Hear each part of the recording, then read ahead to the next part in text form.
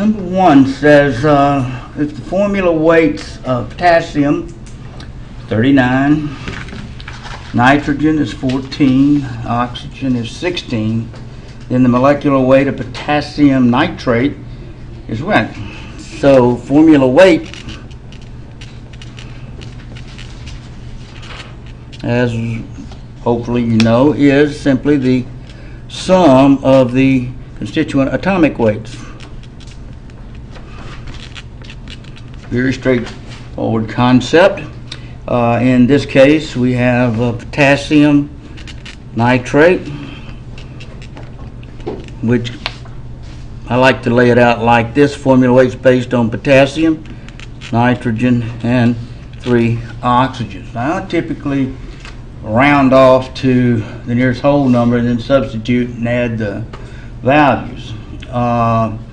If there's a concern about how many decimals and things to carry something in a test day, look at the answer choices. Okay? If you're working in the laboratory, it will be the least accurate device in the process of calculation at any rate. So potassium we see is 39 AMUs. Nitrogen's 14 atomic mass units and 3 times 16 atomic mass units in the listing here. And so the formula weight is therefore, I got 101 AMU. And so that looks like C choice. AMU is a term used to define relative masses. It is converted automatically into a mole weight, grams per mole. So we'll drop the AMU and substitute grams per mole. So you want to make a note in your mind that AMU is essentially the same thing as grams per mole. So as you work problems and things, they may be presented in an AMU context, but remember that it is the same thing as grams per mole, and knowing that can help you manipulate units and so forth to solve problems. Number 2 has to do with the definition of a mole. Now, I can't emphasize the definition enough. It is a weight mass unit that's used in chemical process. Mole is the mass, and you can express that as weight in the reference frame we live in. The mass of substance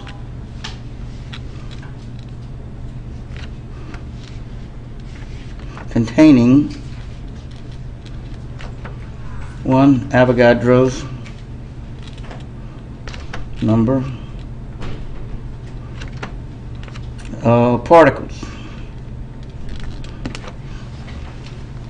And the application of this definition, 1 mole is equal to 1 formula weight, which is equal to, if you would, 6.02 times 10 to the 23rd units. A unit can be either a molecule or an element, depending on the type of the problem.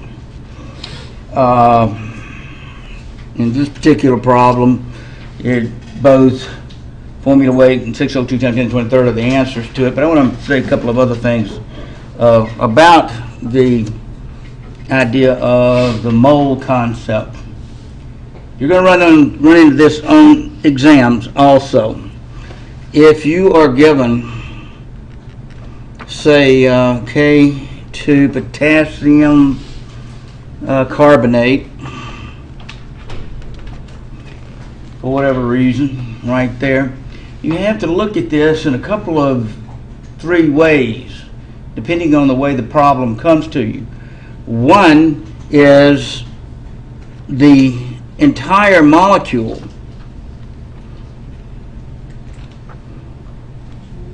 or molecular weight of molecule equals 1 mole. That is, if you were talking about the molecule collectively and wanted to express it as a mole, so you ask yourself, how many molecules of potassium carbonate are we talking about? We're talking about 6.02 times 10 to the 23rd molecules. Now, you'll see this, I'm sure, each molecule of potassium carbonate has what in it? 2 potassiums, 1 carbon, and 3 oxygens. So, questions will pop up. How many moles of potassium in potassium carbonate? Well, there it is, 2 moles. Because if you understand this first sentence, that the collective mass or the collective number of particles equaling 6.02 times 10 to the 23rd, every one of them has 2 potassium atoms in it. So if you have 6.02 times 10 to the 23rd potassium carbonate, you got 2 times 6.02 times 10 to the 23rd potassium. And that may seem trivial as I present it, but don't let it confuse you on the exam, because that will be there. Okay? You have 3 moles of oxygen and 1 mole of carbon. Problem may ask you in the formula, given 1 mole of potassium carbonate, how many moles of oxygen do you have? And of course, you have 3. Another problem that they'll throw at you is, or I will throw at you, is you're given a mass of substance. How many atoms in a certain mass? Okay, and that starts skewing things a little bit. But the simplicity comes in you recognizing that the rule, as it will be in equations, is convert that mass number to moles. Okay, once you get that mass number to moles, it's times whatever the subscripts are. I'll show you. Let's take our potassium carbonate, calculate a mole weight there real quick. Was that 39? Yeah.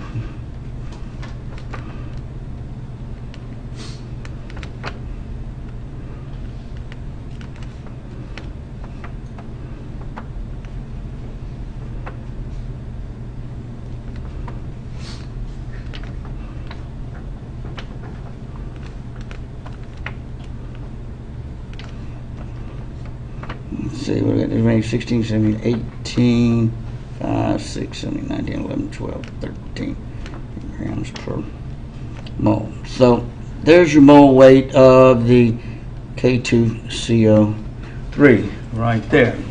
Let's say I give you a problem. Say you're given 8.256 grams K2CO3. How many potassium atoms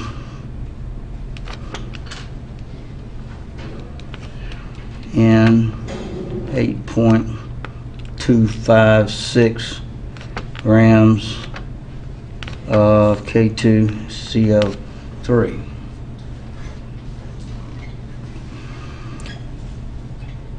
To put things in perspective in something like this, look at this as 1 mole, for example, just to get a reference. So how many molecules do we have? Well, 6.02 times 10 to the 23rd if I'm talking about 1 mole. Everybody good with that?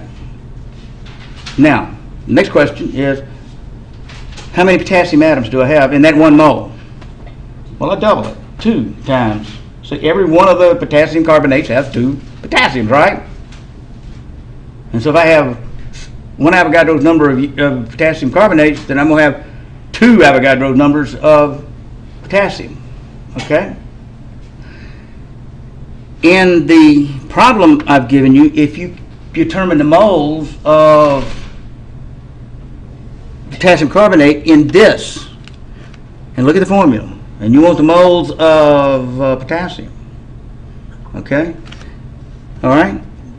You get the moles of potassium carbonate in this times 2. Now I have you the moles of potassium atoms in that.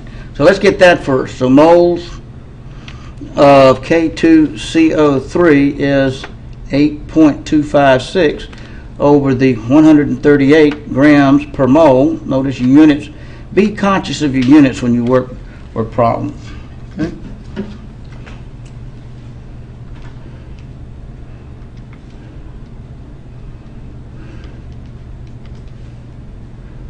So I have 0.06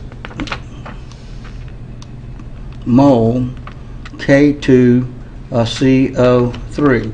So from this, how many moles of potassium in that? Well, it's 2 times 0.06 mole K. Okay? So I've got to buy that times 2. Okay?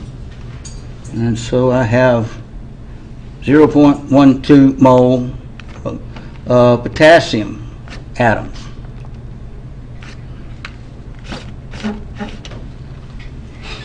Now listen to how I say this now, real carefully, please. You came here to learn this kind of stuff.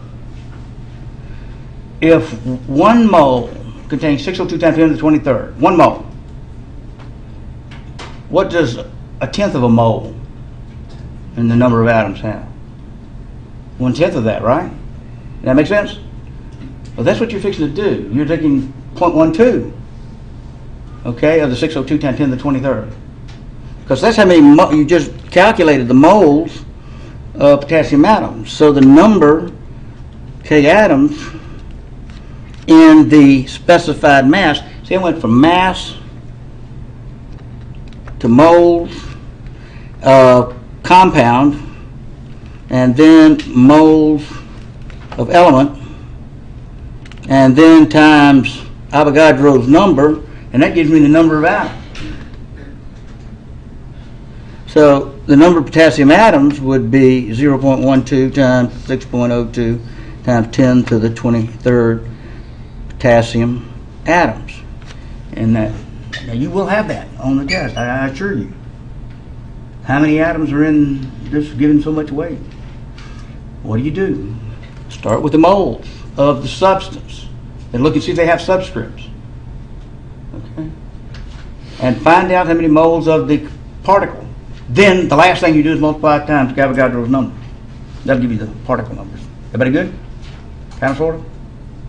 Okay, just a check mark on that. Okay, number 3. Very straightforward. I just want to kind of strike a nerve on conversion of mass to moles. So I give you a hypothetical compound, AX, and you're given 50 grams of it. And I tell you that the formula weight of AX is 10. So we want to find out the number of moles. Now, one way to think of moles is how many formula weights are there in the given mass. A very important perception here.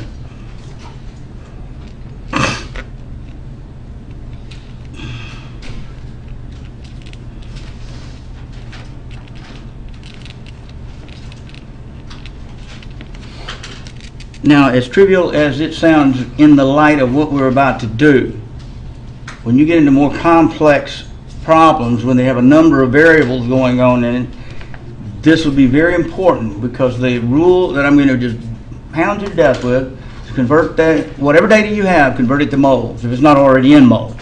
Work the problem ratios in the equation, and then convert to whatever you need after the fact. But always go to moles, work the ratios, and then convert at the end.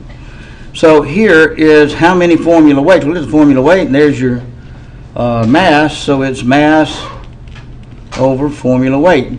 And we kind of remember this by mass over formula weight to get to moles. And then go from mass back to moles. Well, you multiply by formula weight. Or get back to mass from moles. Multiply by formula weight.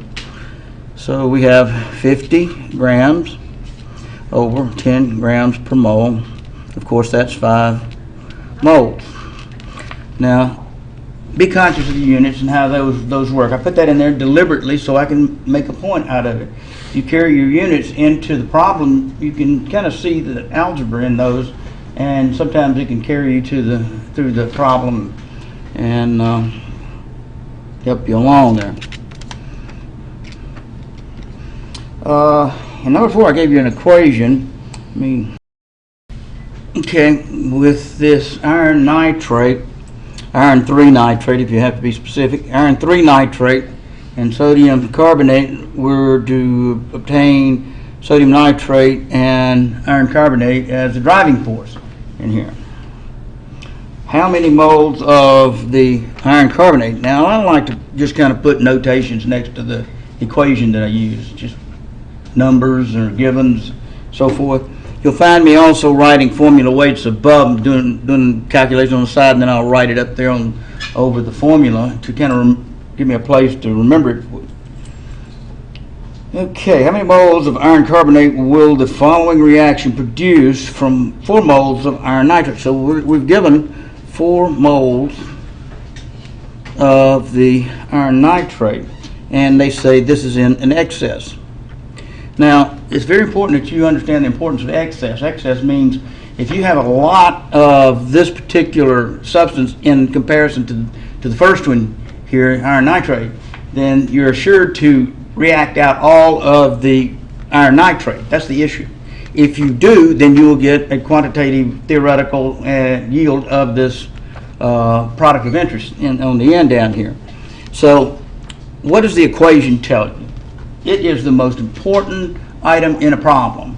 You look at the equation and get it and interpret it or read it in terms of the moles. Now, I don't know what y'all have learned in the past, okay, and this probably works for you very well. But I find, and this has worked very well for me, stay in the moles until you solve the problem. Then you can convert back. Because here the equation is set up in moles. What it says is that 2 moles of iron nitrate react with 1 mole of sodium carbonate, and we'll have a lot left over, and it'll produce 2 moles of sodium nitrate and 1 mole of iron carbonate. So if that's the case, I have 2 given 1, that means I'm going to get half as much as I put in iron nitrate. So if I got 4 moles right here, I'm going to get half of 4 moles of iron carbonate. 2 moles. Now, another way to do that is by applying a ratio. 2 moles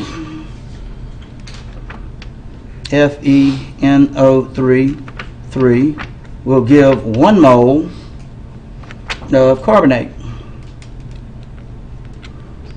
Like that. That's reading the equation. Then right under that, you bring in your data and your unknown. You're given 4 moles of FeNO3 will produce how much there? That is a ratio and proportion. As you see this set up, all you have to do is come in here with a line, and set them equal. And this unknown, you cross multiply and solve for your unknown. That would be question mark times 2 moles of FeNO3 like that is equal to 4 moles FeNO3 like that times 1 mole FeCO3. I think that's supposed to have a 2 in it, isn't it? Okay. Right there for the carbonate. Nitrate should be a 1 there. I think I got it all. Okay, mole of iron carbonate. I'm not going to put the solids and liquids and stuff in there. So from this, all we do is solve this by dividing both sides by 2 moles of the iron nitrate. Now, the units in chemistry can get a little dizzy, if you will, but they're very important, and they function just like all other units, canceling and so forth. So Divide both sides by 2 moles of iron nitrate, and we have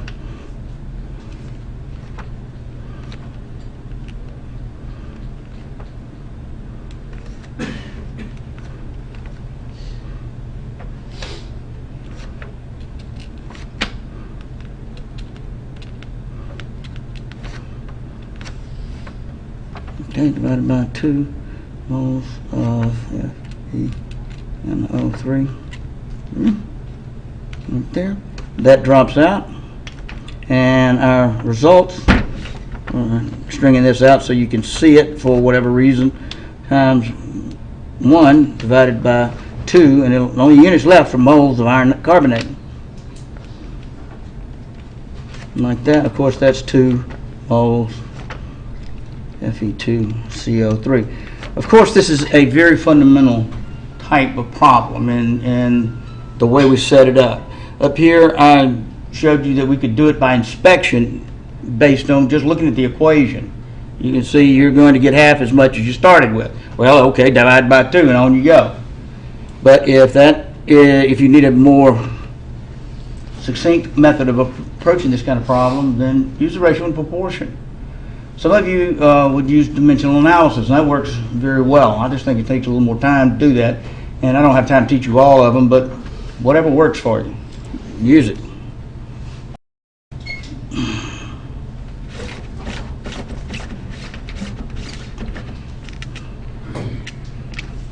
And the last one is kind of a grams to moles issue.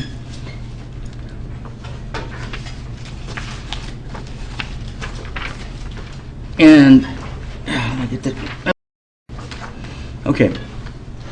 In this problem, how many grams of methane? So I come in here, I write the equation first and make sure it's balanced. I think everybody expects that. How many grams of methane will be required to produce 90 grams of water? Okay. And they're going to give you the formula weights and an excess of oxygen formula weights of the water and methane. Now the rule is convert 2 moles, apply to equation ratio, and solve the problem, and convert moles to desired units. I can't emphasize the importance of that stepwise approach. No matter how nasty the problem looks, how many words it has, or how long the equation is, your mind should focus on taking the data and getting it to moles, whatever it is. Okay? In this case. So when we look at this, the issue is we got 90 grams of water. So the moles of water is equal to 90 grams given divided by 18 grams per mole, 5 moles. Now if you want to, let's see, that's equal, I can put it down here, 5 moles. Okay, so if you want to make your comparison between water and methane, what does the equation say? The equation says 1 will give you 2 here. Well, if you have 5 over here, you're using up half as much over here. So the moles of methane would be 1/2 of the 5, 2.5 mole used.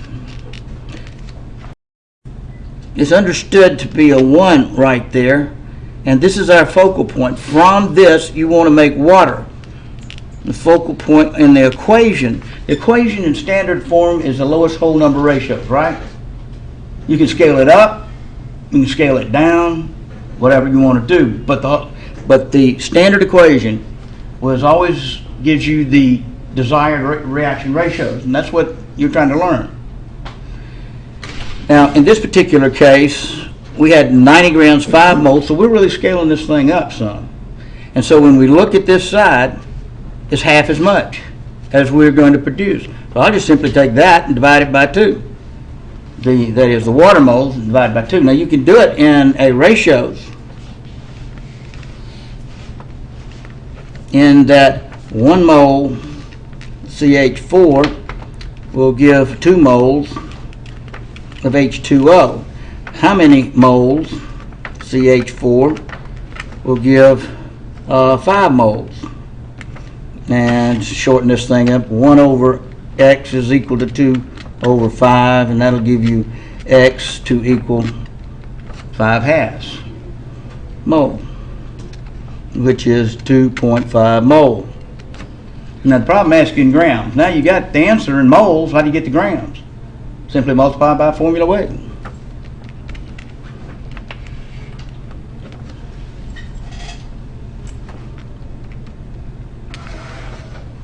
40 grams.